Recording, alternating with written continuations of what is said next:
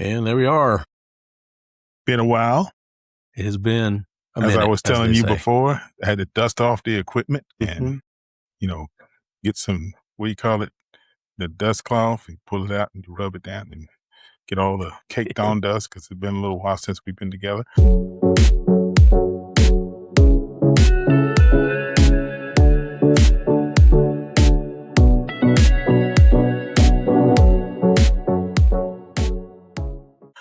So yeah, it's been since April. Yeah. The last time we recorded, and maybe we want to tell people why. Yeah. What's going on? And it's mostly me, but I know you had some challenges too. So for those of you who have not heard, I've been talking about my mom probably for the last year and a half. And she passed away in May and started to have lots of trouble in April. So Barry was gracious enough to sort of say, you know what, the podcast ain't that important right now. And he was right. Time. So Yeah. I spent a lot of time with Mom. For those of you who may have not have known, she had Alzheimer's. And so the Alzheimer's support group that I was using quite heavily on talked about a long goodbye, and that's what it felt like. So it took quite a while for her to get to the point she was, but she's in a better place, no pain. And I'm going to talk a little bit about what's going on. I hopefully can do that and not shed a tear. But you do. Yeah. That's okay. She was a grand lady, lived to be 88 and did quite a number of things. So she had a good life. She had a good life. She had a good life. That's great. But yeah, so gosh. Yeah, it's been a little while, and I'm sorry you had to go through all that. And I know we all got to go through it, right? We all got to go through it. That's right, some way or another. Sometimes that's what you got to do.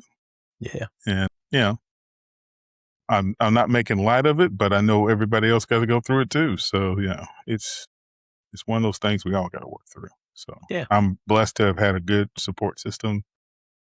I will say this without saying other names. She was apparently in a hurry to go with her friends because two other of my aunts passed away on nearly the same day. Wow. So that made it a lot more difficult for some reasons and a lot easier in some reasons because we were all sharing the experience. But, it's been an interesting couple of months. I'm going to get my head around it. I'm sure I'm not over my grieving, but, it was time to get back on the horse and start talking. So. Well, that's a good thing. And, there's somewhere in the universe there's a big party going on with her and all her friends. That's what one of my cousins said. They didn't want to go. They wanted to go together. Yeah. Apparently. So there you go, man. So so since we've been gone for a while, I think there's probably a lot of stuff we can talk about. I actually kind of miss doing this. This is my own form of therapy. And I know it has been for you too. And maybe it is for a lot of folks that are out there just to kind of get together and think about it and talk about all this stuff and maybe try to help each other one way or another. And we like each other, so we still hung out. so yeah, we did we always have some kind of discussion almost every week. And so it was really helped me through that. So I want to say publicly to you, man, thank you. No. So man, I appreciate that. You're quite welcome. I hope I did you some good. So you absolutely did. Well, cool. All right. So maybe we get some more concrete stuff. What you want to talk about? I think you got a few things here on the list. I don't know if you want me to go first or you go first, but one of the things I want to talk about, because my family situation, especially Mom's, she donated her body to science. And matter of fact, my sister and my father, who have passed a little bit before that, did try to do the same things.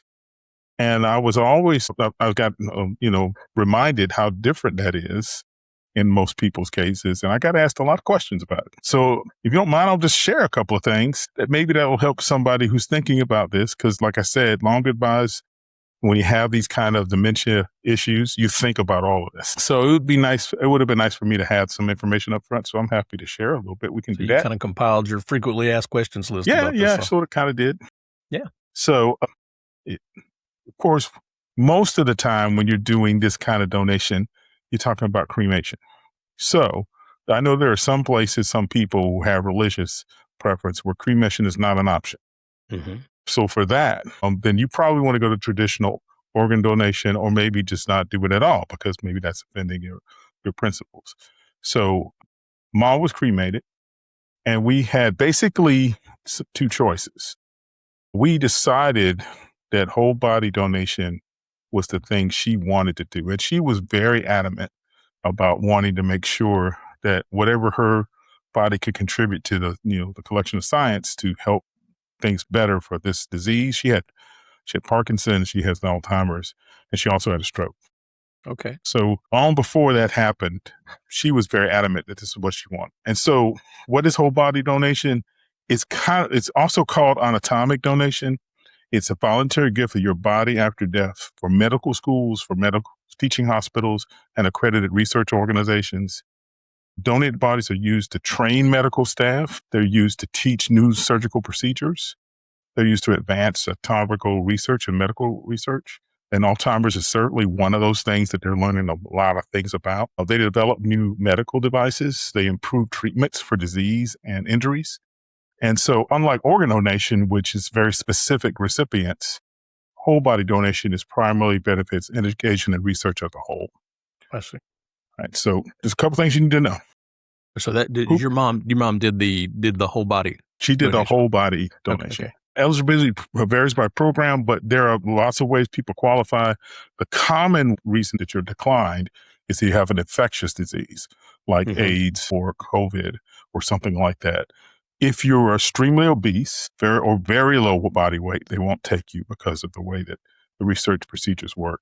If you have significant trauma, so if you've been in an accident, something like that, typically that does not allow you to do whole body donation. If you have an extensive autopsy, that rules you out as well.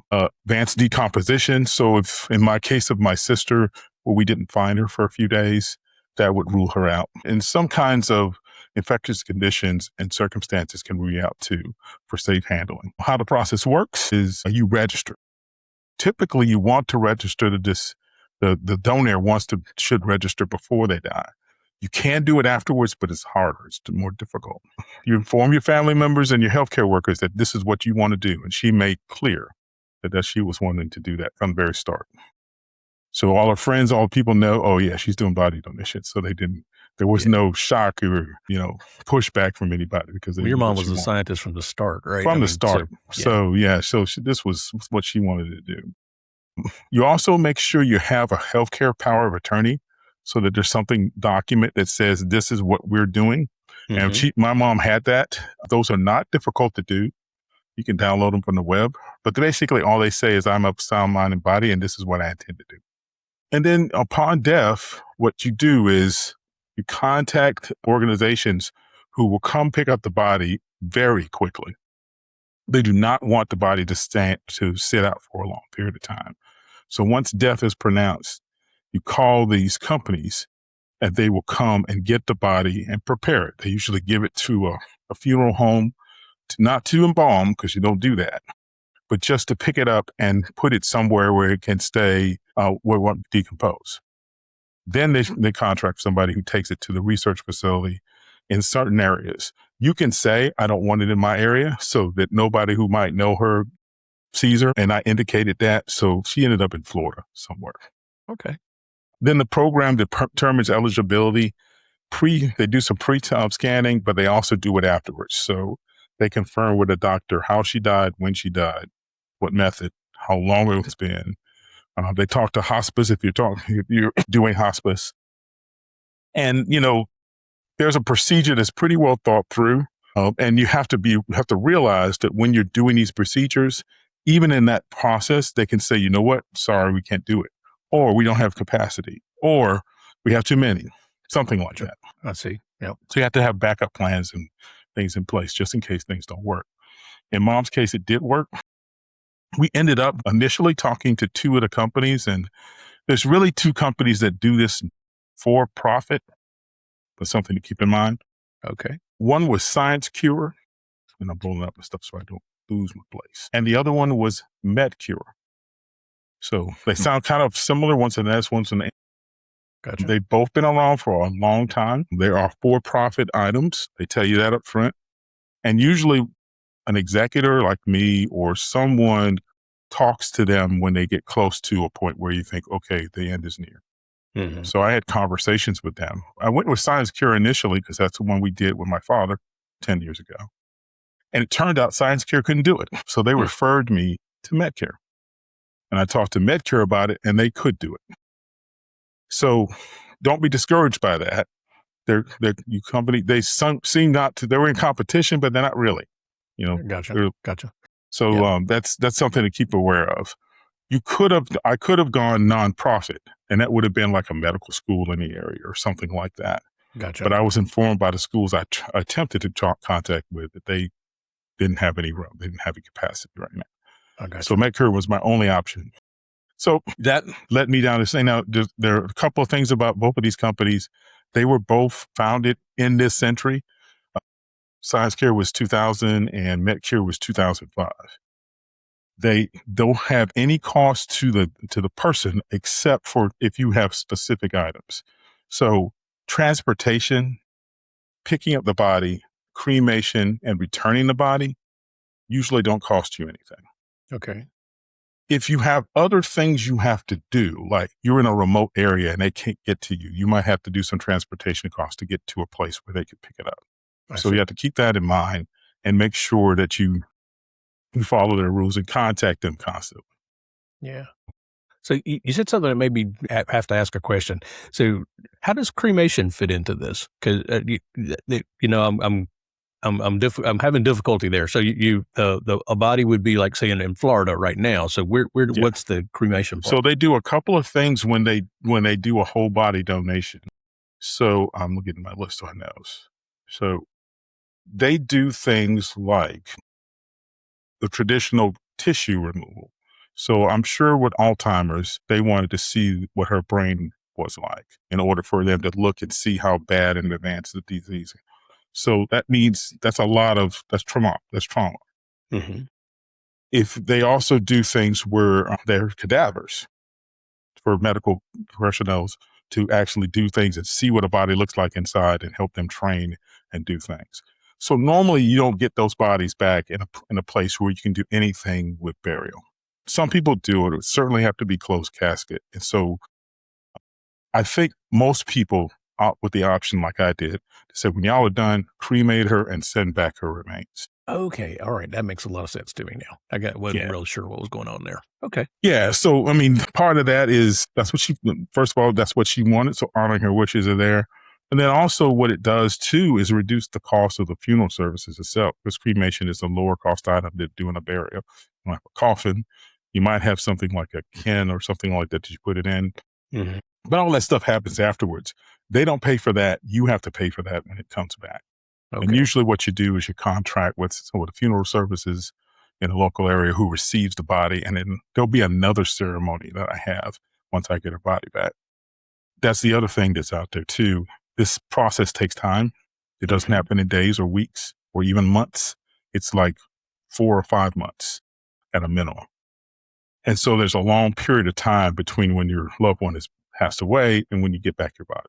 So we did a memorial service without a body last month, period of this time. And then, we did the normal stuff. We didn't have a body and we did it without that. Now, that takes a certain amount of pressure off you too. Because normally when you're dealing with a body, you got to do it in days. Yeah. Yeah. And so that hurry can cost you money and time and make it so that the family can't get there to see her. Yeah. Now I was able to do it in, plenty of time that people had a chance to do that. And that made it easier for me. So yeah, especially if you got family that are spread out, just the my time family's to get all over the country. Flights and just the logistics of it all is kind of tough. So yeah. I can see that'd be helpful. So mom did that with my father and she liked it. So she was determined that that's the way she was going to do it this way too. Well, that's good. So that's really good. It worked out. And the fact that we also had, my situation was I had 3 members of my family go out in basically a 12-hour period. So if we had to do that traditionally, that would have been really tough. So, yeah.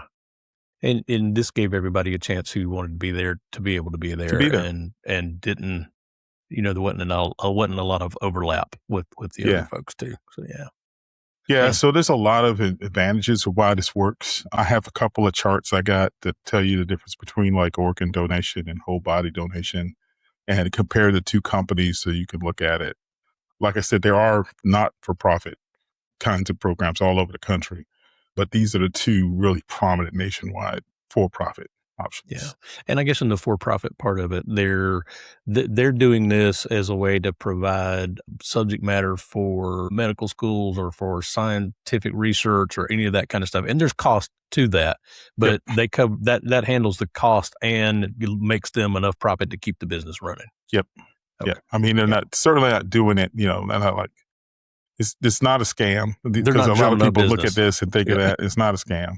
Yeah. So you have to be serious about it. And they're actually really good companies to talk to the family and keep them informed. I call them every a few weeks and say where mom is in the process. I don't want any details, but I also want to know, like, is she halfway through, quarter way through?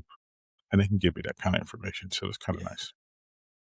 Well, that's good. That's good all around. Yeah. So I'm going to drop this stuff in the show notes. Okay. To let people know about it. It'll be 2 charts, one on the 2 options and one, what whole body donation is, because I think it's important to have these conversations with your loved ones while they have their faculties among them, and they can make sound decisions, because you don't want to try to do this after somebody's down and there's other members of the family who may not agree. That's not a good situation to do. You want to make sure you're clear about this. Sure. It just makes me think. We may have talked about this before, but maybe I'm going to mention this again at some point. That there's a lot of different ways to go about this. The folks, my families have always been pretty traditional about how they handled, funerals and burial and coffins and burial plots and all that, everything involved in it. But about 10 years ago, I had a really good friend pass away, and she and her husband had talked about this ahead of time.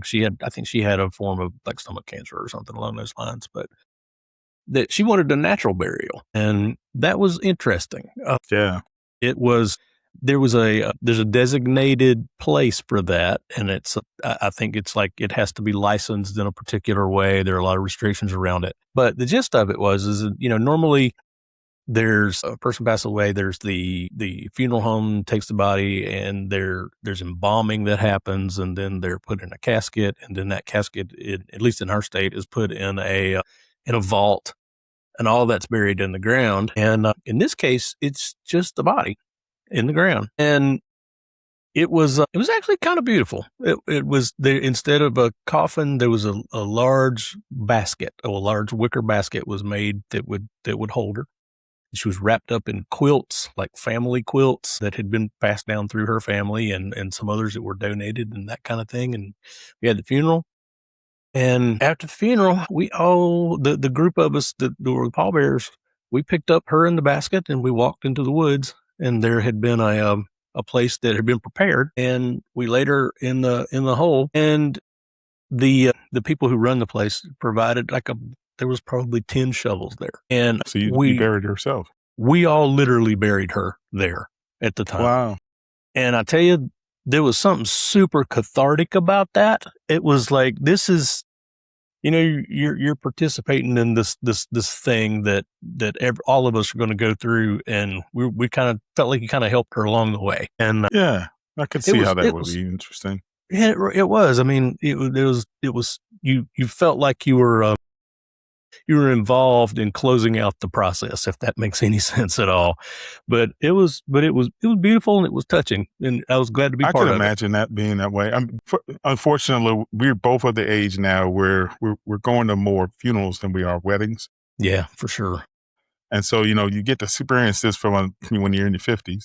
You're experiencing this in a different way than you might have been with a little kid. When you were a kid, it was all mysterious, scary. And this is about somebody you knew, right? That you had some relationship with, and when you see them in their situation, it changes the view of it for me. And it's more like what you talked about, more cerebral, more cathartic, and certainly maybe even you feel like you're helping them along. So yeah. I get that about that too. I did feel, and I'm probably going to feel that way when we do our interment ceremony with Mom later, but yeah, it's you're just helping people along this journey, and that's a different kind of responsibility. So, yeah, I hear you. And something I think that you should appreciate, and I think a lot of folks would appreciate this, is that your mom knew this was going to happen, and she made the right choices up ahead of time She to was a say, planner. I want to make this as easy on my loved ones as possible. And that's what I'm trying to do too, eventually for mine. I want it to be simple for everybody, and I don't want it to be a hassle. And It certainly. I also don't want it to cost them an arm. My mother was a planner. Yeah. I made some jokes at the service that Barry knows about. She was definitely a planner. So, and I gotta say, that was one of the best talks I'd heard in a long time. You did a great job with that. So yeah, that was good. My goodness. Let's see here. So where are we here? We've talked about some of our early things on the list. Well, I'm going to make a joke here. We've talked about death. Now we're going to talk about taxes. Of course. I think you've got something on there for that. Because part of this is dealing with her estate. And I was amazed by how much the difference in I'll call them instruments, but the things that she'd use to put money away, to save. So my mom did a lot of things. I'm not going to talk about, what they are, but one of the things I certainly got involved was she had annuities. And I've had some too, but you'll pay attention to them. You just put money in them and don't worry about them. Right. So, but there are lots of differences, and I am not a tax advisor. I am not an attorney. I am a financial guy, just barely. And what I would tell you is the first thing you got to do is, if you have more than one, you need help. Go find someone who can talk about the details of your situation and how it applies to you and what state you are and what country you are, because I know we got people in different countries. Mm-hmm. And so I have no idea what the annuities are in Britain and in England. Tokyo, sorry, guys, we're American-based, and I got no idea. But I can give those who live in America a little bit of basis about what an annuity is and how you treat it. And I wanted to talk through that just really quickly. I ain't gonna spend a whole lot of time on this, because who wants to learn? We just talked about death, now we're talking about taxes. But for those of you who have to deal with a estate, especially after your loved one is passed, they may have annuities. And an annuity is a contract with an insurance company so that you can put money into it. And when you take it out, depending on what kind of annuity it is, you have either avoided taxes, or maybe you had some growth opportunities that you had. So there are basically 4 of them. There are fixed annuities. There are fixed annuities with an index. There's variable annuities. And then there's registered link annuities. Now, the difference with them is how much risk you have. Fixed annuities are the normal things. You just guaranteed interest rate for a certain amount of time. So you want to put some money in to lower your tax, and you want to put something in there, then that's normally the one that most people use. Very conservative, risk is low, very much like a regular old insurance policy. You can do things like a index, which give you some ability to take some of that annuity money that you're doing and put it into the stock market. So when you do that, your risk raises from low to moderate. And then you might want to talk about how much of a risk you want. So you need to talk to somebody about how that annuity is put forth. You can be aggressive. You can be non-aggressive. So you want to have this conversation. A variable annuity gives you a mixture of both. It may guarantee a certain growth rate, but allow you to get things that the market does really well. So again, talking to people about that and making sure you do. And the most important thing about either one of these things, and I'm not going to talk about the fixed linked one because it's really complicated, but you need to know the difference between a qualified annuity and a non-qualified annuity. A non-qualified annuity is purchased with pre-tax money. So before you get your money from your paycheck, and before it's put in your check, it might be taken out and put into this annuity. That's called qualified. That means when you take it out, you got to pay taxes on it. Qualified is pre-tax, putting it in, but you have to pay taxes on it when you get the money out. Yeah. Yeah. Non-qualified is purchased with after-tax money. So money you got from your paycheck, you said, I want to put $100 into this. And when you pull it out, there's no taxation on it coming out. Okay. Gotcha. Gotcha. Hey, does it even for the interest? Or is it just... If the interest is done, as you get interest from it, that's unearned income, and that could be at a tax rate like a capital gains or whatever you're in. And different annuities handle that differently. But the big problem that I see with a lot of people is they think that pre-qualified annuities are money they can spend right. Mm-hmm. No, you got to pay taxes on it. Yep, before it comes out, really, before you. Well, you should do it, but sometimes, depending on the tax year, for me, when I take stuff out of an annuity, if I had one, it wouldn't be due until the next tax year for me, for April. So you could spend. So don't think you got money to spend and then end up with a tax burden in April. That's the story I really want to get across to people, is they need don't to know spend it all before you pay taxes on it. Before you figure out what a tax is. Yeah. So I've got some. I'm not gonna. I could go into it, but we are not a financial show. I'm not trying to sell you anything, but I am going to drop those charts in there just to remind people what these things are. And so if you're caught in a situation where, okay, a loved one has passed away and they got 3 annuities, your first question should be, are they qualified or non-qualified? Because that makes a big difference on how you handle that money. So that's the message I want to get across to people is got to pay attention. Yeah. You're finding some things out these days. Yeah. And, you know, like I said, my mom's a planner, so she kind of let me know, but I've heard and seen other people get caught up in that and think they have a windfall when they really don't have as much of a windfall as they think they do. Yeah. Yeah. Wow. So that's my talk on taxes. I'll do the rest later, but then I'll drop these in the show notes too, so people can see. Cool. Well, I got a little annoying story to tell this here for a minute going or from so. Taxes to annoying. Going to annoying. So annoying is I was talking to my dad the other day, and he had been thinking about getting some work done on his house. I think he's having some trouble with his siding and a few things like that. But he knew some folks that were probably going to help him out, and they were going to come take a look at what he's going to do. But just coincidentally, the week he was getting ready to talk with those folks about it, there was a guy knocked on his door and said, "Hi, I'm so-and-so. We're working on a house doing remodeling in your neighborhood, like up the street here. And we're going along just kind of talking to folks and say, if there's anything you need done while we're in the area, we can help you out." And my dad brought him in, and I wished he wouldn't have, but he brought him in and said, "Sure, yeah, we could talk." He said, "I've got, a couple people else I'm talking to, but, just tell me what you got going on." And all it really was to repair some vinyl siding on the side of this house is what he wanted to get done. But in the ensuing 10 to 15 minutes after this guy starts talking really fast, and he starts walking around the house, and he looks at the vinyl siding, and he looks at the windows, and he looks at all kinds of things and everything that in his mind he would love to be able to do for my dad, and put together this great big list and said, "We're going to call you back tomorrow with a quote for all the things that you need done to your house." And my dad is like, "No, I don't want any of this stuff." He said, "But, just call me or whatever." And the guy left. So my first thing is, I wish you would have never let the guy in the house. Second thing is he wasn't assertive with the guy, didn't tell him to go away. But anyway, the guy starts calling back and says, "When can I come and talk to you about this repair or all this remodeling that we're doing here?" He's like, "No, we're not doing any remodeling, but I don't want you to come by at all. We're not going to do this." And I thought, okay, that's cool. I'm glad my dad told him that. Well, not only this guy, but like 4 or 5 other people with this same company started calling him over and over again, wanting to come out and talk to him about it.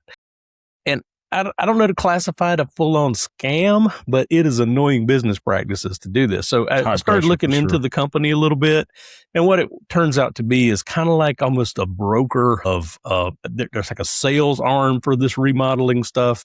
There's people out there who are trying to sell remodeling, and then I think they farm out the actual jobs to other contractors, and they bring them in to do things. So you'd never really know who you're dealing with. Who you talk to begin with is not who you're going to end up dealing with. And when I got up to my dad's house that next week, he had 5 numbers on his phone that people had called him from that same company after he told them that he didn't want to do it.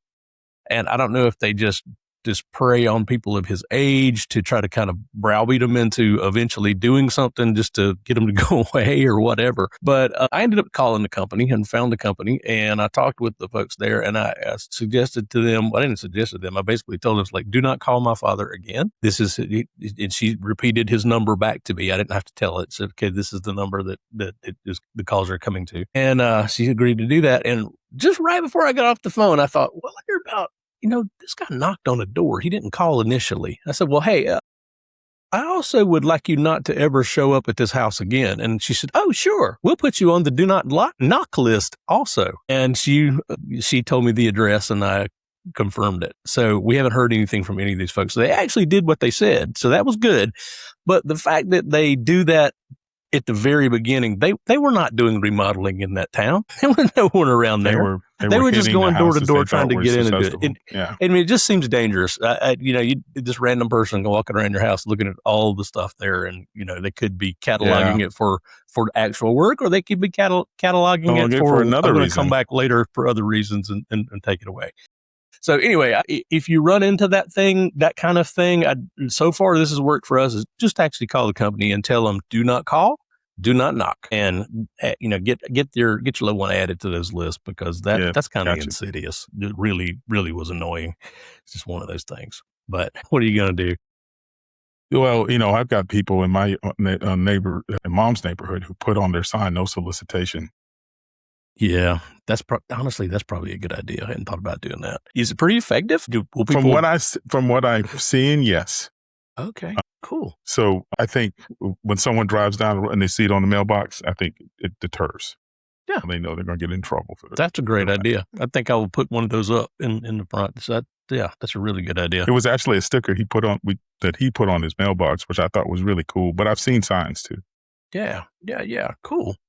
So that takes me to the next thing. And this is just something I'm sharing that I bet that I know you have experienced this in the past. And I am sure that anybody who is helping care for anybody right now always has this. It's what I like to call is the to-do list that shows up whenever you show up. So I know of at least 4 people who have this thing. Like when you in the 4? Well, you were at one point in time, maybe, but some of these other folks, they'll know who I'm talking about. But it's the thing, like when you show up at your parents' house or your loved one's house, and before you walk in the door, it's like, I need you to do this, and this other thing over here, and you, not even, hey, how you doing? Hey, come in here. I want you to do this thing for me. And I'm like, can we just talk for a moment first? Maybe I don't mind doing any of these things. It's all good. And I'm sure most of you out there don't mind doing the things, but it's like, am I a contractor? What, did I just show up, to take care of these things for you? Yeah. I know you've talked about this, but I used to, when my mom did that, or other people too, I would say, okay, I'm going to put that on the list, but you can't get it now. Yep. I have to do that too. If I can do it within a few minutes, I'll go ahead and do it. If it's not, it's going to go on the list. And I definitely I don't know if I've talked about this before. Definitely when you're in the process of doing those things, and then the other things get added to the list while you're at it, that can be a struggle sometimes too. But I have learned to just say, yep, we'll take care of that eventually. It'll go on the list. So at any rate, that was just one of my usual things that bug me kind of things. Yeah. Caretaking's hard. And, caretakers get annoyed, and it's okay. That's all right. You got to learn. Give yourself some grace on that, but also realize your loved ones trying to put things in their control. Mm-hmm. And so it's, and you and I have talked about this. Anything that they have control over soothes their soul in a way. Because many things they don't have control over anymore, like walking and talking and speaking. And so, you'll have to allow some grace for the cared, and you also have to allow yourself some grace for the caretaker. So, and it's okay to say, I can't do that right now, but I'll get to that eventually. I'll put it on the list. Yeah, put it on the list for sure. I said, and I had to be careful, because some of the people I know, if you say, but I'll do it, that's a commitment, and they get answered every day. So now it's on the list. The next step is when I can. That's a pro tip right there. Don't say you can, just say it's on the list, because that way it gives yourself an out if you can't eventually do it and you didn't promise it. That's a pretty good point. So the list makes me think of something we talked about earlier. Maybe you do it now is like a tip of the week or a pick of the week or any of that kind of stuff. So what's on your list? I see a couple of things over here on your. Well, there's a couple of things, and I told you about both. They kind of go hand in hand. So they're 2 separate apps. I am a person who likes to see time till an event, or maybe even time after event. And both of these things do that. They're counters. So if you've seen counters before, someone like, how many more days till I have to retire? Or how many days do I have till my mom's birthday? Or how many days until I get to go on vacation? So I have a page on my phone, and I have it on other devices too.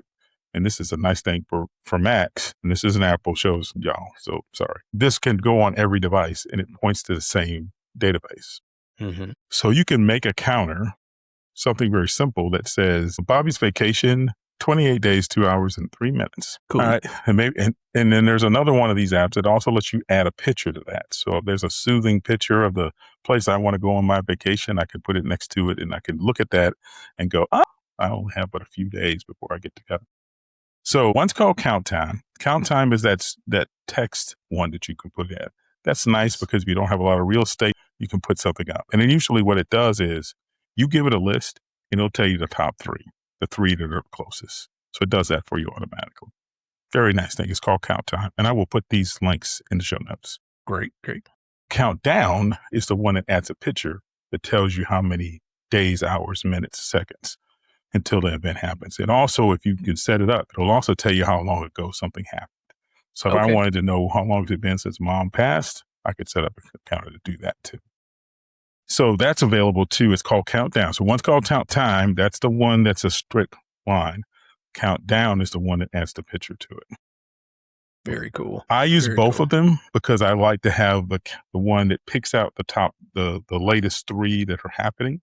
And then I want to focus on one that I know is happening, like my birthday or the end of the year or Christmas or, Thanksgiving. So I'll put both of those show notes in there. They're very nice apps. They're single publishers. I would encourage you. They are free, but I would encourage you to donate to them so they will update them. I have actually spoken to both of the authors, and they have maintained their app very well. So, and it actually runs on the latest version of Apple OS, like iOS and Mac OS, and they're actually working very hard to make sure it runs on the beta that's coming out soon. So very nice apps. I have a lot of nice things to say about them, and the implementation for them is pretty cool. So I'll put them in the show notes for y'all. Awesome. That's fantastic. Well, I've got one that's not necessarily a caregiving related thing, but it is a tech thing that I like a lot. And I think it might appeal to, there's a lot of folks that are our age that when COVID started, everybody who was in tech worked at home for the longest time. And there's still a lot of people who do that. And over COVID, we've got really, really good at doing things like Microsoft Teams and Zoom and Google Meet and all the video meeting software that's out there. And one of the things that was tough for me was trying to figure out sometimes whether or not I was on mute or not.